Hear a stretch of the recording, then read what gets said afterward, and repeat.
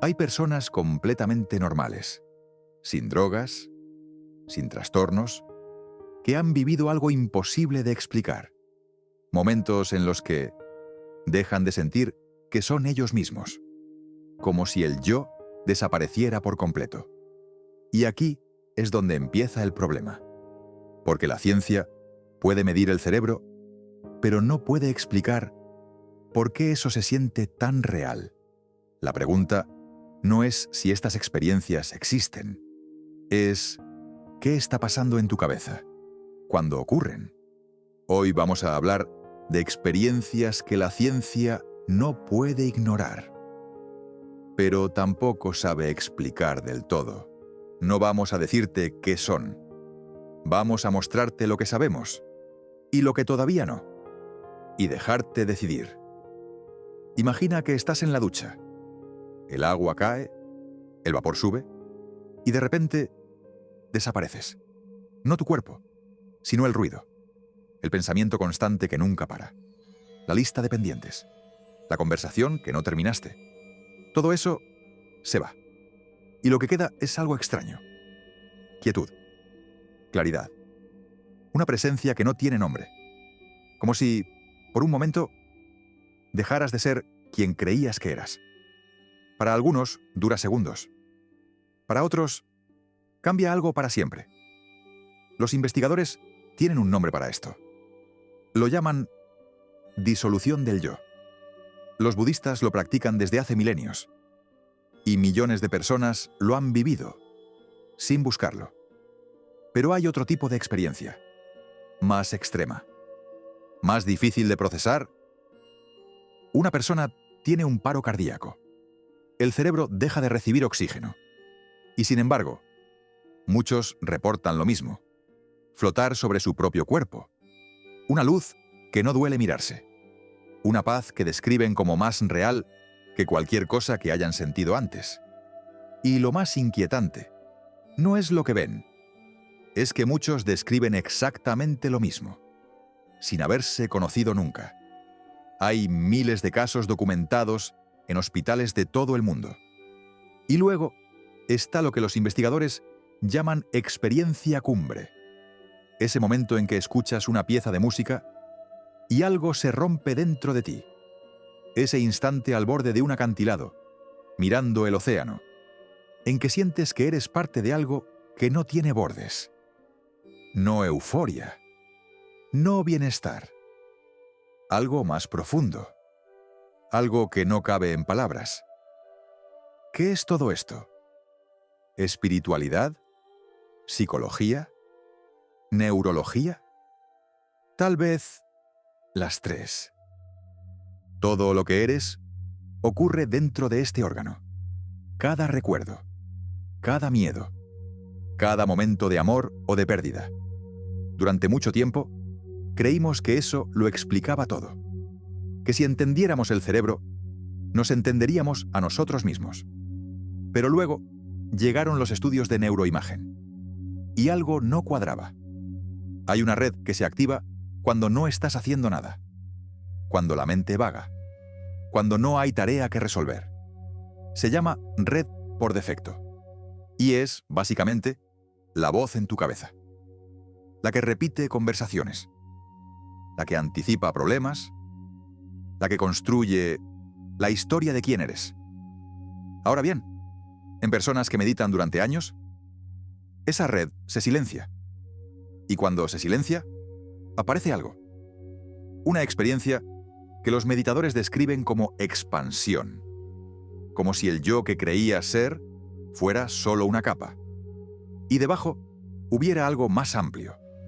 Los investigadores de Johns Hopkins lo estudiaron con psilocibina, una sustancia que, en condiciones controladas, provoca experiencias muy parecidas. Lo que vieron fue sorprendente. La parte del cerebro más activa en condiciones normales era la que más se apagaba. Y cuanto más se apagaba, más intensa era la experiencia. Como si reducir el ruido dejara espacio para algo que normalmente no puede entrar.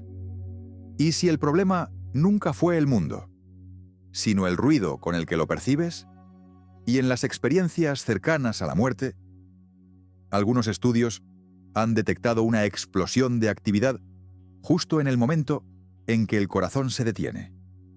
Una sincronización neuronal que no ocurre en estados normales. Un hiperestado justo antes del apagón.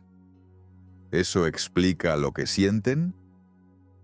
¿O solo confirma que algo está pasando? Esa diferencia lo cambia todo. Podemos medir el cerebro. Podemos ver qué regiones se activan, cuáles se apagan. Pero no podemos medir lo que se siente ser tú. Y sin embargo, eso es lo único que realmente experimentas. Esa es la grieta. El filósofo David Chalmers la llamó el problema difícil de la conciencia. No difícil como complicado. Difícil como puede que no tengamos las herramientas para resolverlo. Podemos mapear cada neurona que se activa cuando ves el color rojo. Pero hay una distancia entre lo que ocurre en el cerebro y lo que se siente vivirlo. Esa distancia no la ha cerrado ninguna ecuación. Y aquí es donde estas experiencias se vuelven verdaderamente incómodas para la ciencia. Porque cuando alguien dice, sentí que era parte de todo, el tiempo desapareció. No había un yo que sintiera, solo la experiencia. La ciencia puede describir qué pasa en el cerebro durante eso, pero no puede tocar lo que esa persona vivió. Y hay algo más que no se puede ignorar. Personas que han tenido estas experiencias reportan cambios duraderos, años después, en cómo se relacionan con la muerte, con el miedo, con los demás. No porque aprendieron algo, sino porque sintieron algo. ¿Qué haces con eso? ¿Lo llamas placebo?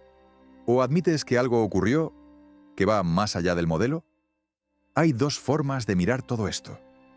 Y dependiendo de cuál elijas, la realidad cambia completamente. La primera, estas experiencias son fenómenos cerebrales, reales, poderosos, producidos por el propio cerebro. No necesitan nada sobrenatural para tener valor. Cambian vidas, cambian perspectivas, y eso ya es suficiente. La segunda, el cerebro no es el origen de la experiencia. Es el filtro que la hace visible, como una radio que no genera la música, sino que sintoniza una frecuencia que ya existía. Y si eso fuera cierto, cambiaría completamente lo que creemos que es la mente. Ninguna de las dos es absurda. Y ese es el problema. Ninguna tiene prueba definitiva. Lo que sí sabemos es esto. Las personas que han tenido estas experiencias no las describen como algo que les ocurrió. Las describen como algo que descubrieron. Como si hubieran visto algo que siempre estuvo ahí. Y que el ruido del día a día hacía imposible percibir. ¿Es eso una revelación? ¿O una función adaptativa del cerebro? Tal vez la pregunta correcta no es cuál de las dos. Tal vez la pregunta correcta es por qué asumimos que son distintas. Vivimos convencidos de que el yo es sólido, que tiene bordes, que empieza aquí y termina allí. Pero hay momentos en que esos bordes tiemblan. Un instante de silencio total. Un segundo de presencia tan plena que el tiempo desaparece. Una experiencia que no cabe en ninguna categoría. La ciencia ha empezado a mirar esos momentos. Y lo que ha encontrado no la hace más pequeña. La hace más honesta. Porque admitir que hay algo que no entendemos no es fracaso. Es lo más cerca que podemos estar sin entenderlo del todo. ¿Y tú? ¿Has tenido alguna vez una experiencia así? Una que se sintió más real que lo real. Quizá no fue una ilusión. Quizá fue una grieta en cómo entiendes la realidad. Y la ciencia, por fin, está empezando a escuchar. Puede que la pregunta no sea ¿qué es la mente?, sino cuánto de lo que crees que eres. es solo una pequeña parte de ella. Si este vídeo te hizo ver algo distinto, Still Mind es el canal donde esto ocurre cada semana. Suscríbete. El próximo vídeo ya está en camino.